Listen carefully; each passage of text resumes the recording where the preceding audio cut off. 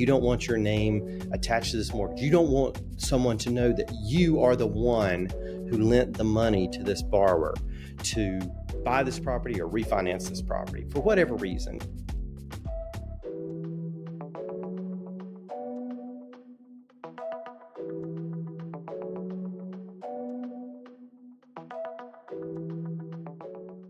Hey, this is Joe Seagle, your real estate entrepreneurial asset protection attorney in Florida, here to talk to you today about mortgage land trust.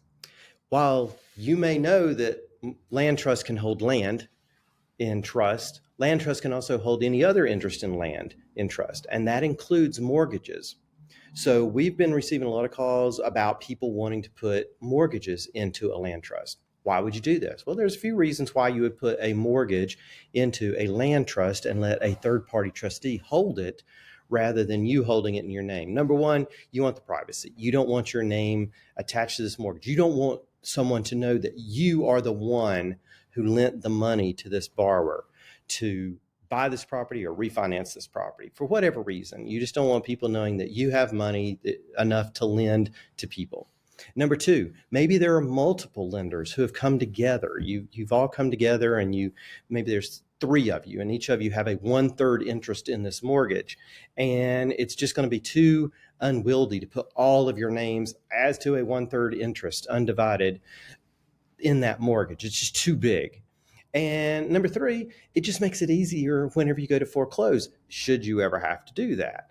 Because then to go to foreclose, the only plaintiff is the trustee of the trust that holds the mortgage, rather than all of these lenders' names and also your name. I can't tell you how many times I've had private lenders contact me and say, hey, this mortgage foreclosure showed up on my credit report, but I was the plaintiff. I was foreclosing a mortgage that I held, and they've put it down as if I'm the one who got foreclosed. That does happen, and now that person has to deal with that. But if you've used a mortgage trust, land trust, to hold that mortgage, your name doesn't appear there. You don't sign the documents for the foreclosure. Your name isn't in the foreclosure. So the chances of it being wrapped up into your credit report by accident or otherwise is not a problem.